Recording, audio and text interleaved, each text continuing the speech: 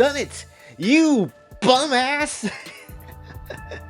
Okay, not bum ass, but like, come on, dude. Y'all done it again. People are out here trying to sleep. I'm trying to make, spoilers, a new intro for the channel, and here they come through being like, hey, want some more Moon? Want some more Nod Cry? Want to hear Columbina's voice for the first time? Yes! Oh man, I ain't gonna lie, I got no sleep last night just because of that dang trailer. I got no sleep whatsoever. My ass was basically amped up in hype like it was a Kingdom Hearts trailer. So congratulations, Genshin, you done it. Effectively, you made me care about your games on an emotional level now. So that's just how it is. But damn, dude, that's a lot of people. That's a lot of people. A lot of people that I really want, and a lot of people are probably going to be pissed off half the time not being able to get if they're all playable. They better damn well be, considering you didn't give us Capitano, so you gotta give us something this damn time. Mainly the main damn one we all looking for. I'm mainly looking for and all that sort of stuff. There is literally just so much to unpack and talk about regarding the Nod Cry teaser from last night. To the point I don't have conclusively all the information to kind of think about everything, so I'm just basically kind of shooting blanks out here, just discussing whatever I see. And I just straight up gotta just say, I ain't gonna lie, Varka looks clean as hell.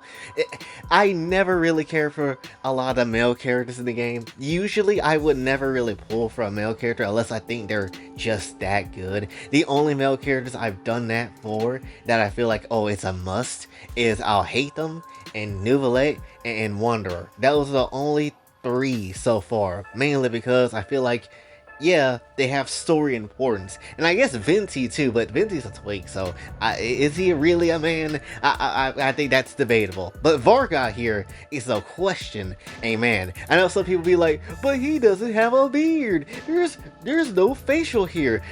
We don't talk. We don't talk about that. We see man right here. We see him with the wolf gravestone about to whoop your ass. If you mad because Varka don't have a beard and you about to get pissy all over that shit, you can leave, sir. You can get the hell out of here, because this man looks clean as hell. I never glaze a man when it comes down to it, but for Varka, I'll do so, because he actually looks cool as shit. I just hope his kit is actually really dope as hell as well. That's essentially what I'm mainly hoping for. I can't believe my ass was saying like a few videos ago, yeah man, I might skip Varka. Hell nah. If he plays good, might have to cop Varka. I ain't gonna sit here and lie. But dude, there was so much that was just going on. So I guess we maybe should just discuss it just in general, story, I guess. So obviously they're building up a lot of stuff with Moon stuff, which granted, of course they would. But when it comes down to it though, one line that really definitely got me intrigued was definitely the whole ass line of like, oh, something created the moons and from the earth, and that's how it kind of is where it is. And obviously for people maybe that doesn't really know, the Heavenly Principles obviously didn't make the moons. The moons was here before they even got here.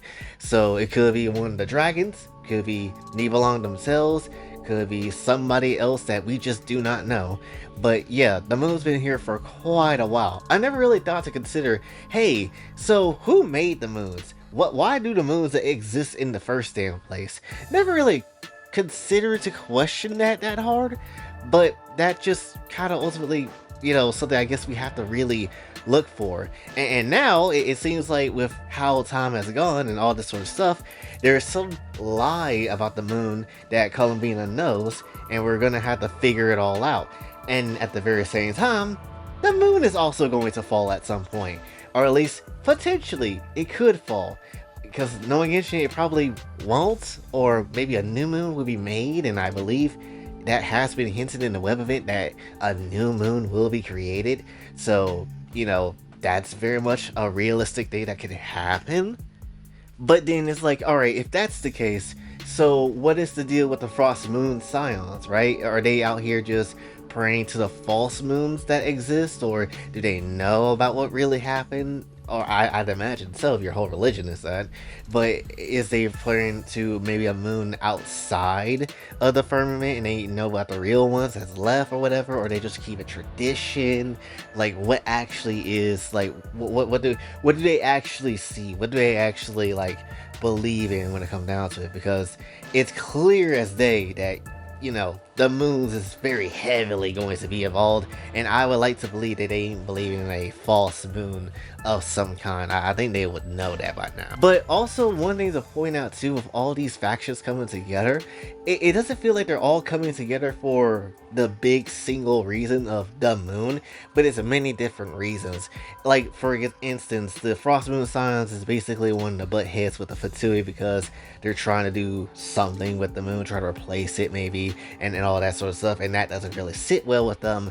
And the Fatui is already like, yeah, let's not go ahead and just have them do whatever. Let's go ahead and try to bully the shit out of Frost Moon Signs because we know what we want to do. Sandrone is also equally at play here, and it's not necessarily effing with them either, with her short, small stature, having ass, just out here sitting on her own damn robots and whatever with a dang, spinning wheel shit, top whatever thing in her back lodged in. How do you give her back shots? I don't know, but you're gonna have to yank the shit out of that damn wheel to get some crazy back shots, I imagine. The Lightkeeper that goes by Flins with that hard ass name that I do not know how to pronounce, basically he out here visiting I assume a gravestone of their relative, which I believe Cat with Blue Hat kind of pointed out, and essentially kind of fighting against the wild hunts, or the monsters of it in some shape and form. And that's kind of like what his whole thing is, or at least the Lightkeeper's whole thing is. And then at the very same time, you got like Alice and them kind of coming into play, which we finally get to see Alice after all this damn time. It's peak. It is peaking right now. It is peaking impact. It's good right now, boys. It is good right now.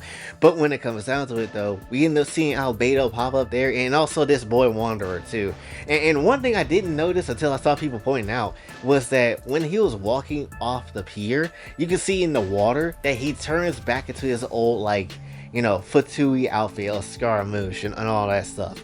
And him wanting to tell the score, at first I was thinking, wait, is this Sandrone? Because his puppet stuff and all that sort of stuff. And then I'm like, wait, that doesn't make sense. And I high-key, not gonna lie, he must have washed my memories away. He must have erased my damn memories, because I high-key forgot what Scaramouche's, or at least Wanderer's, whole deal was.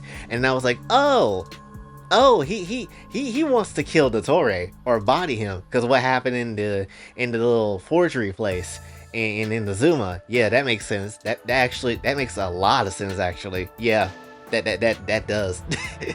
Which surprisingly we didn't see Dottore at all in this trailer, so maybe he's not gonna be here. Maybe he's gonna go ahead, pull a Miles Morales and do his own thing. We don't know. Granted, there's just a lot at play here. He could just be on his way to burn down the Irminsul tree. I don't know. We'll see. Then we also got this shocking, revelation of in from the Hexen Circle, Nicole, and I was like, who the hell is this? And then ultimately they were just like, oh no, the girl with the crazy wings that came out of nowhere and just standing on this cliff looking at this dang pillar or whatever. Yeah, that's Nicole. What you mean that's Nicole? What you mean we got two active Hexen Circle ladies like at Krai that could potentially be playable? What the hell do you mean, right? And also, to add more stuff to it that I did not know, apparently Nicole is mute, so she only speaks through telepathy, which is crazy as hell. Again, very interesting. Did not know this at all. I don't know where the information was from, but I sure as hell didn't know. But what I did know is that apparently her whole species got self-destructed in some shape and form. And, she kind of takes up, I suppose, this new form or whatever. And essentially, maybe she's not able to just communicate like a regular person because maybe the process wasn't fully complete. And that's why Nicole ends up being the way she is. Who really knows? But still, nonetheless, it's crazy, bro. Usually with these patches, it's like, okay, there's like one character here, another character here, and another character here that I really, really want. But Bro, I don't feel that for this patch. This is the first time, really ever, I have sincerely wanted to pull for literally almost every single character, right? Literally, I know damn well I'm not going to be able to get everybody, right? I was actually going to hold up and want to pull for Nefa, but now that shit kind of dead. That shit's kind of dead, my boys. Pulling for Nefa seems like, you know, an absolute travesty to kind of do. Yes, the moon lunar charge element reaction is cool. Yes, I do want Inefa because she reminds me of Labrys and Aegis from Persona, but at the very same time, it ain't worth doing all that with all these other cool characters coming through. It ain't worth all that. So for me personally, I'm dead ass saving every Primo Gem I can absolutely get and guarantee in my damn back pocket. But suffice to say, when it comes down to the story, it's definitely going to be a lot. And it feels like they know what they're doing, and I'm really hoping they know how to nail down not only just the story, but whatever potential gameplay that we get into as well, because that's equally important. Story can always be peak as hell and be amazing, but in terms of, you know, the gameplay and how things will work out and how their kits will work too, it's also going to be very important for them to nail down. Which is also why, you know, while having a good story is great, gotta make sure those kits work right too, right? I don't mind a busted kit personally, as long as the kit is fun to use and it doesn't necessarily feel like you're getting shortchanged in any shape or form. If you give me something like that, whatever, I'll take whatever we could get.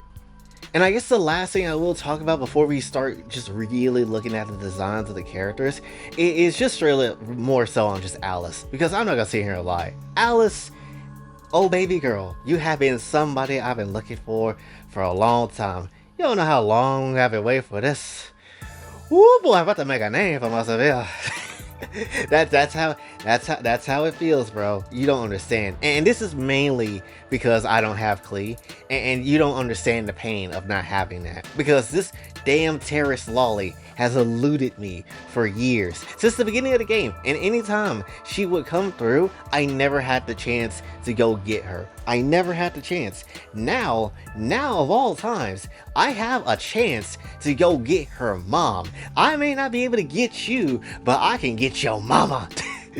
So for certain, of all the characters outside of COLUMBINA that really must absolutely come home to me, Alice must come home for sure. It doesn't necessarily matter how, it doesn't necessarily matter in what way, she has to come home. I don't give two shits on how. It just must happen. That is what it is. That is how it be and do. But regardless, she's coming home. Doesn't necessarily matter to me. But anyway, let's really just quickly look at the characters and, you know, just really see what we got here. Oh my gosh, even just looking at the designs here, bro. They cooked so hard. They cooked even harder than K-Song dipping off of V-Shoujo live on stream because it didn't pay her. Yes, I'm looking at that in real time. It's kind of crazy. But anyway, Nicole. Well, first of all, when you seen the trailer or the teaser rather, when she was popping out the wings and whatever, she basically had her whole, like, you know, crown kind of glow on her head as well, which is also kind of cool. Also, there's that damn three trifecta shit on her, like, hat or whatever, and really on her arms. What is that's like, what, Renova symbol? So why is this so... I shouldn't ask why this is so prevalent, because it's been all over the damn game, but it's just always important. It's always, the three trifecta shit is always important for whatever reason. But she looked good though. She looked mad good, right? I don't know what to kind of describe her as. She kind of looked like a fairy, but also at the very same time, like I guess like a sailor fairy. So that's just my interpretation of what Nicole looks like. She looks mad good though. Again, she wasn't always like this. She was human at one point. So what the hell was that? I don't know. But she looked mad good. I know looks pretty okay. Honestly, as much as some people might honestly give me shit for this, I'm not gonna lie, I might pass this one. I might pass on her. If she's 5-star especially, I might pass on her. I'm really hoping that she's just a 4-star and she'd be the first 4-star you get in Krai, so we can kind of just like have her just to kind of be ready and just to have a character that has the lunar charge in some shape or form or whatever. So I'm really hoping that is the case, and she'll just be a free 4-star just when you boot up the story. But yeah, if she is 5, I'm probably going to pass on this one. But still, I don't hate the design. I actually like the overcoat on her hands and how you can't really see them. Kind of reminds me of a lot of different Asian women I've seen that just act all cutesy with their whole ass jackets, not necessarily, covering, I guess like covering their hands or whatever, which is a typical trend, which is also kind of cute. I ain't gonna sit here and lie. But still, nonetheless, that's very much the vibe that we are getting here. Very much a character that looks kind of slightly thrown away, kind of to a point, not really caring too much about their appearance and more so just doing all the other stuff that makes them happy.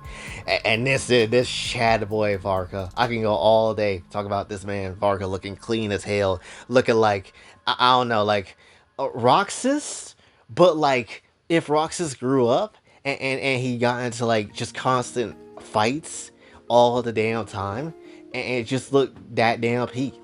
That's what this man looks like to me. Like, he honestly, I'm not gonna lie, he kind of also could look like Cloud, but like if Cloud was built way more than he averagely is. He looks like he screams like a Square Enix character to me.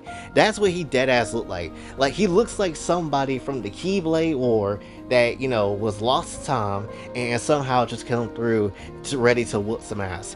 That is exactly what this boy Varka looked like to me. Look mad good, and I am absolutely here for it.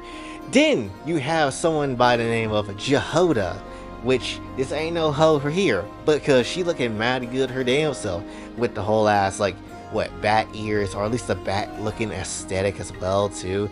Honestly, if all the like newer characters I would definitely say that I'm here for, I would definitely be here for her. Am I gonna be hard pressed to go get her? Maybe not.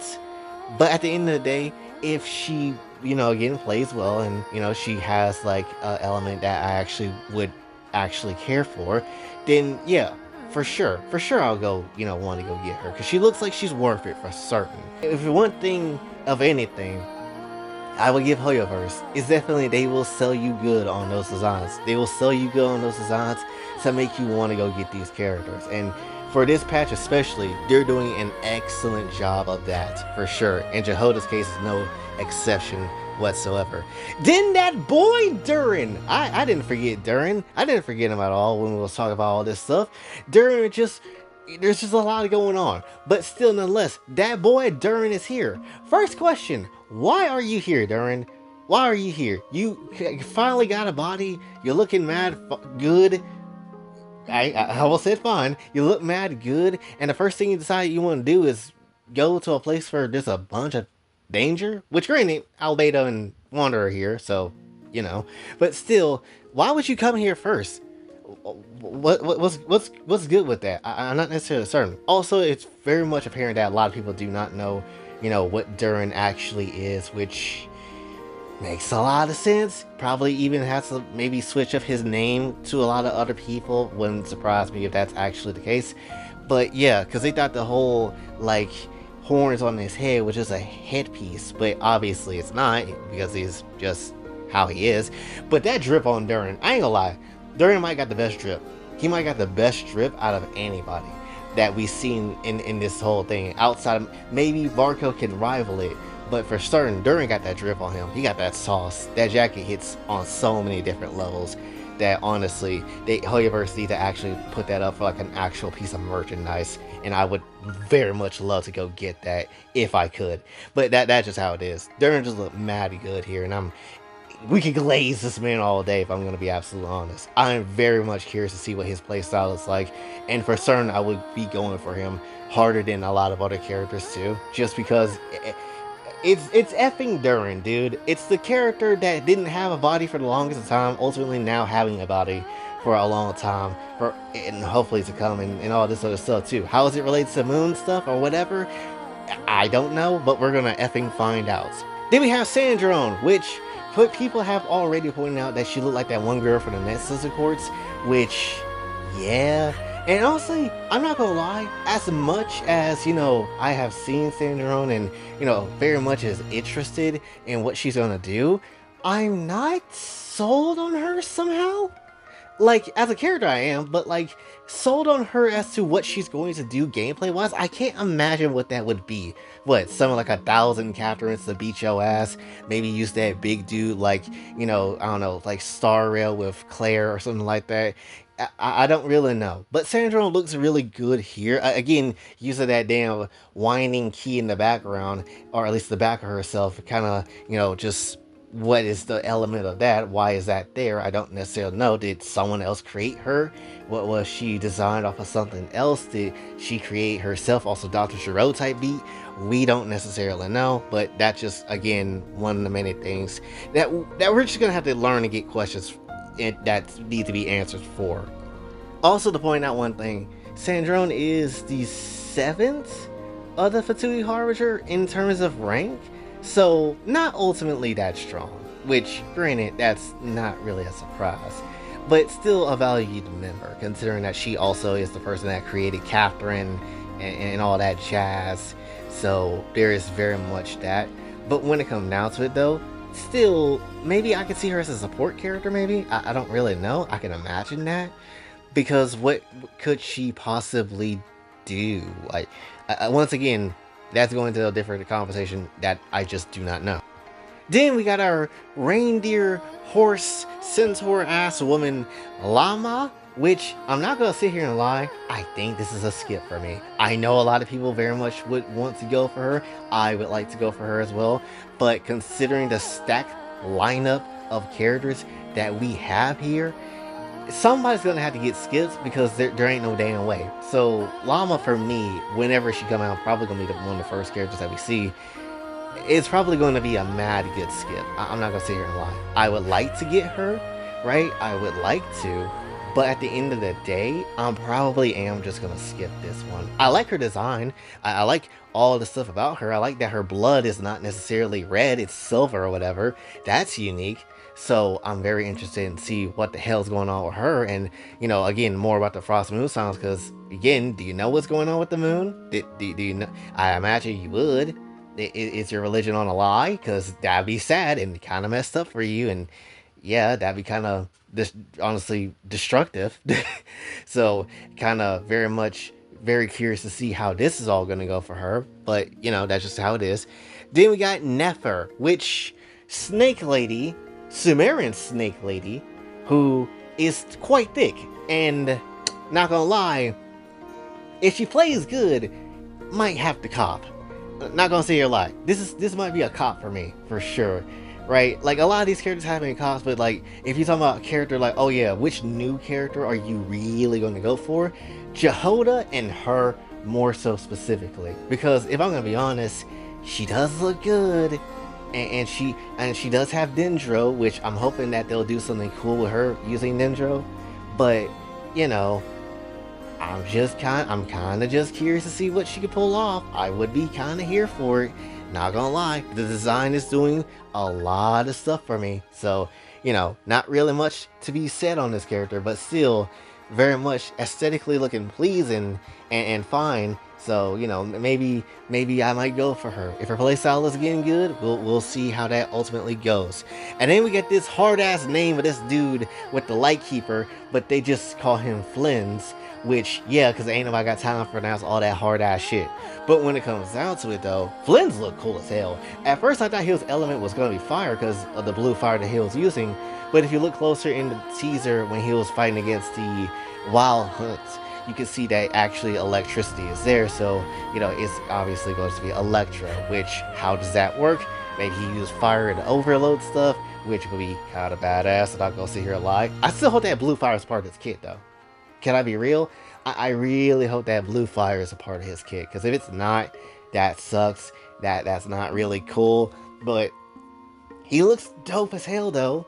That very much I'll give you. Hell, you know what he reminds me of for people that might have played Rain Code? He reminds me of that one dude, I can't remember the name, where he just like, acts very lazy or sleepy all the damn time and read these weird ass books. He reminds me of him so damn much. But just like if he could actually fight and if he was like way cooler looking when it come down to it, right? That's exactly what this guy reminds me of. And not gonna lie, super here for it, which is kind of crazy to kind of call him a light keeper, considering that he looks like somebody from the Wild Hunt, but that's obviously not the case.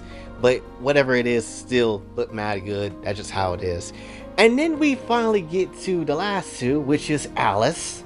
And again, I've already said my piece on Alice and all that sort of stuff.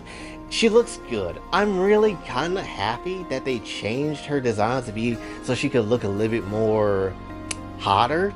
Can I be honest? Like, she looks a lot more hotter than the design they kind of teased at the end of one of the live streams where they just kind of went over the factions again. She looks really good here. She looks really good. Again, this is an Instacop. This is a must come home situation, and that's just how it is, right? Also, I love the fact that her whole vision is also like, surrounded by all this rings and whatever, but it's still like the animo Mondstadt vision as well. Which also, now thinking about it, something I just forgot about, but when Varka was talking, they said put in text Mondstadt right beside after his sins or whatever. And when you translate that, that's Moon City. So Mondstadt is the Moon City, which I didn't know actually, and that really makes me wonder, like, all right, so the hell does Mondstadt have to do with all this? Right? Easily one of the biggest things I'm very curious about when it comes to Varka, because Mondstadt is just full of secrets. We already had that damn statue talking about the gateway of Celestia to Celestia, and it makes me wonder, like, what the hell else is there to kind of just like view? What else is there about Mondstadt that we don't effing know, right? Granted, their Archon is also a weird ass because of Istaroth, so there's that too. Mondstadt is just the weirdest place. It is just the weirdest place. Who knows what the hell's going on? Who really knows?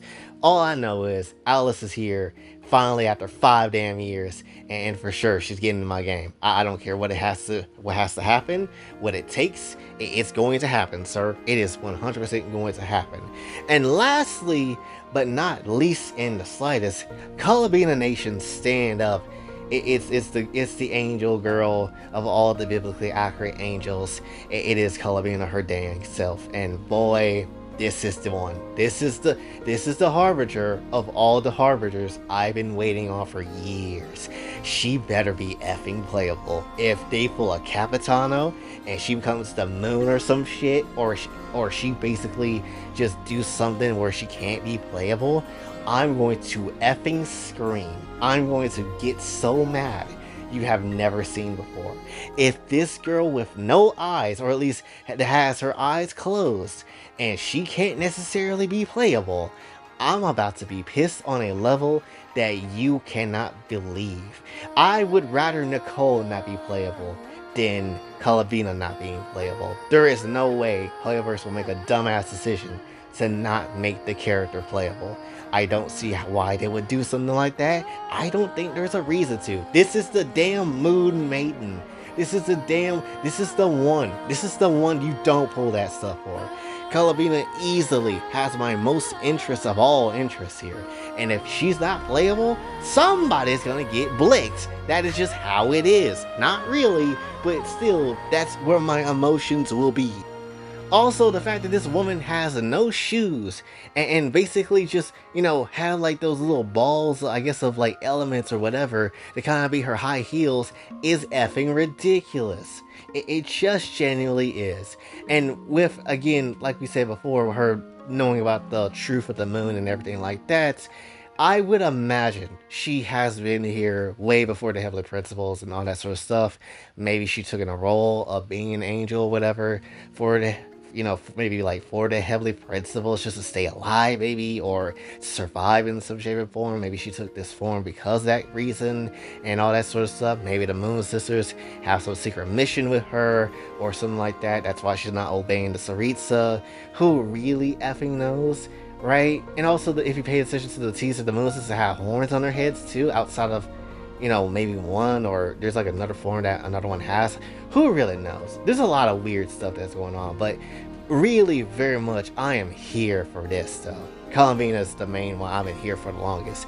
Arlecchino, nice to see you. You're a good exception to that of who I was waiting for. But honestly, this is the one I'm here for. This is what we came to see. This is the peak of Genshin Impact for me. But overall, I am extremely excited for what's gonna happen next. And to be very much honest, I do want to see what other people have to say about a lot of this stuff too, because I know damn well there's probably like secret shits that I am not thinking of, theories that might pop up and all that sort of stuff that very much would be peak as hell. So there's a lot of stuff that's going on and that I do not realize probably.